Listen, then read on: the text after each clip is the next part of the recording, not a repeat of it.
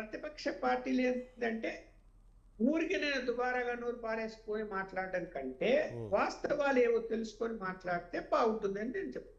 అవును, ఓకే, మాట్లాడుతుంది దాని మీద మాట్లాడుతున్నాం. లక్ష్మణ్ గారు, ప్రేమ్ గాంధీ గారు, మన మన బిడ్డల కొలువు కోసం, మన రాష్ట్ర యొక్క పరిశ్రమల కోసం, ఫ్యూచర్ స్టేట్గా తెలంగాణ బ్రాండ్ కోసం, దీనికోసమే నేను అమెరికా, దక్షిణ కొరియాలో 10 రోజుల పాటు పర్యటించా. కాబట్టి మనకు అన్ని మంచి రోజులు, ఇది ఇచ్చిన రేవంత్ రెడ్డి స్టేట్మెంట్. ఇది తెలంగాణలో అడుగు పెట్టగానే పర్యటన అయిపోయిన తర్వాత దీన్ని మీరు ఏకీభవిస్తారా? మన బిడ్డల కొలువు కోసం, మన రాష్ట్ర అభివృద్ధి కోసం, మన స్టేట్ బ్రాండ్ కోసం అంటే వాళ్ళు సరే, ఏ ప్రభుత్వం అయినా మంచి జరిగినప్పుడు స్వాగతించేటువంటి అవకాశం అన్ని పార్టీలకు ఉంటుంది, అందరి పార్టీ నాయకులకు ఉంటుంది. దాంట్లో భారతీయ జనతా పార్టీ కూడా అతీతంగా ఖచ్చితంగా స్వాగతిస్తుంది, దాంట్లో ఏమాత్రం సందేహం లేదు. ఒకానొక సందర్భంలో రేవంత్ రెడ్డి వ్యక్తిగత విషయం అనుకు బండి సంజయ్ గారు చెప్పారు, రేవంత్ రెడ్డి గురించి మంచి విషయాలు కూడా చెప్పారండి. బండి సంజయ్ గారు మాట్లాడుతూ రేవంత్ రెడ్డి వ్యక్తిగత విషయం ఆయన మంచోడు ఇట్టి సంగతి అని. హరీష్ రావు సందర్భం వచ్చినప్పుడు హరీష్ రావు గురించి కూడా చెప్పారు. ఇక్కడ ఏమంటున్నామంటే ఈ పెట్టుబడులు అనేటువంటి అంశము అంకెల గారిడి లెక్కనే ఉందా? ఎప్పుడైతే బడ్జెట్లు ఇచ్చినట్టు ఇన్ని కోట్లు అంటున్నాయా, లేకుంటే ఆచరణకు వస్తా ఉందా అనేటువంటిది ప్రయత్నంలో కొంచెం మేము ఆలోచించి మాట్లాడుతున్నాం తప్ప వేరే ఏం లేదు. ఎవరిని విమర్శించాలనేటువంటి అవసరం లేదు.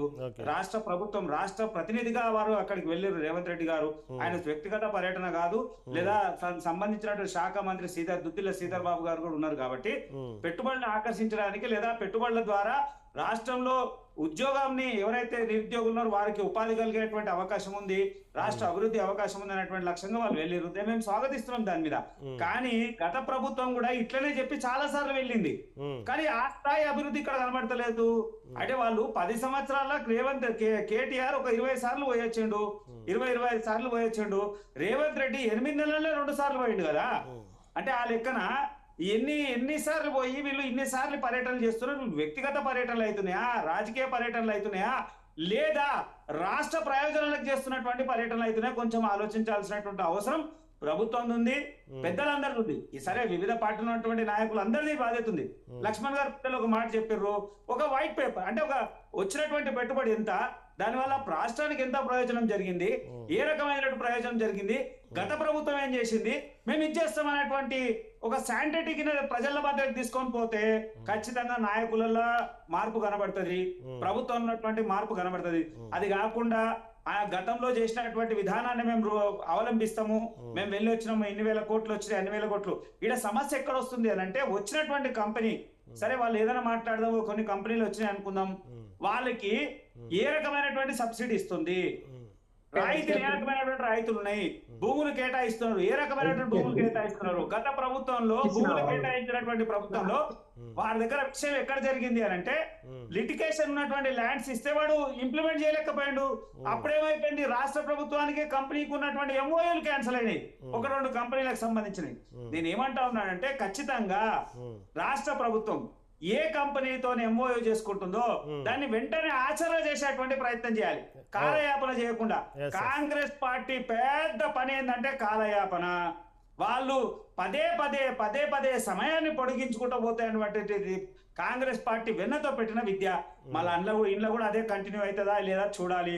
నిన్న కాక మొన్న ముఖ్యమంత్రి గారు మాట్లాడుతూ అక్కడక్కడ వారు పోయింది సిచోల్ దగ్గర పోయి మూసీ నది, మన భాగ్యనగర్ మూసీ నదిని మొత్తం మార్చేస్తాము, అక్కడ కూడా ఒక 10 సంవత్సరాల కింద ఉన్నటువంటి నది మూసీ నది లెక్కన ఉండే. ఇలా అంటే మూసీ ప్రక్షాళన నేను చిన్న ఉన్నప్పటి నుంచి వింటున్నాండి. నేను చిన్న ఉన్నప్పటి నుంచి వైఎస్ రాజశేఖర రెడ్డి గారు అన్నారు, చంద్రబాబు నాయుడు గారు అన్నారు, తర్వాత ఉన్నటువంటి అందరు ముఖ్యమంత్రులు కేసీఆర్, ఈసారి అందరు మాటలు విన్నాం. కానీ కనీసం ఒక పుల్లదీశ దాఖలాలు లేవు. అది ఎట్లుంది అట్లనే ఉంది. మంచినీటి సరస్సుగా ఉన్నది, ఇలా మురికి సరస్సుగా తయారైనటువంటి పరిస్థితులు కనబడతా ఉన్నాయి. మాటల మంత్రి కాకుండా, మాటల ముఖ్యమంత్రి కాకుండా చేతల ముఖ్యమంత్రి అయితే ఖచ్చితంగా మేము కాదు, ప్రజలు ఆదరిస్తారు. పార్టీలకు అతీతంగా ఆయనకు ఆదరణ దొరుకుతుంది, ఏం మాత్రం సందేహం లేదు. ఎవరు పార్టీలను పక్కన పెట్టి ప్రజలు ఆదరించేటువంటి పరిస్థితులు కనబడతాయి, దాంట్లో ఏమాత్రం సందేహం లేదు. భారతీయ జనతా పార్టీ మేము చాలా సందర్భాల్లో మాట్లాడినాము, మంచి జరిగినప్పుడు అభినందించినటువంటి దాఖలాలు ఎన్నో ఉన్నాయండి, దాంట్లో కొత్త ఏం కాదు.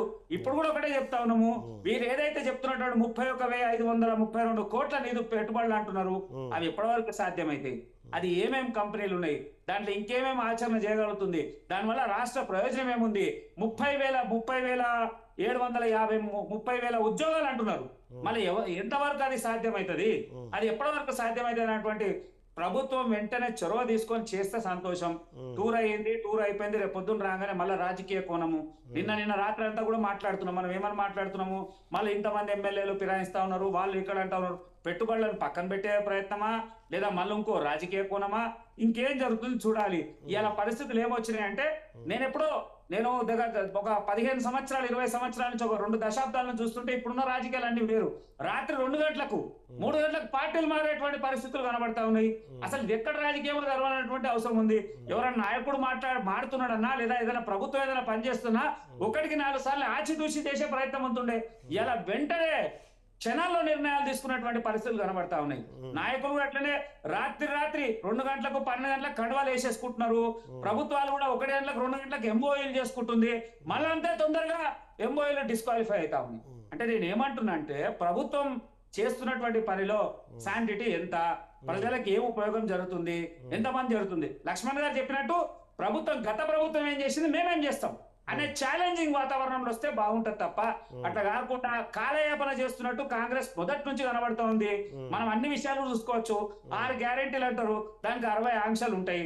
13 హామీలు అన్నారు, అవి ఎక్కడ పోయినాయో తెలియదు. హామీలు లక్షలాది మంది అప్లికేషన్లు ఇచ్చారు, అప్లికేషన్లు ఎక్కడ పోయినాయో తెలియదు. ఇవాళ వరకు 10-20% మాత్రమే ఆచరణ ఉంటే 80% కాలయాపన జరుగుతూ ఉంది. ప్రభుత్వం వైఖరి కరెక్ట్ కాదు. ప్రభుత్వం ఏదైనా విషయం మీద ఉందనుకో, ఖచ్చితంగా నిక్కచ్చిగా పనిచేసేటువంటి ప్రభుత్వం ఉండాలి. అప్పుడైతేనే ప్రజలు ఆదరిస్తారు.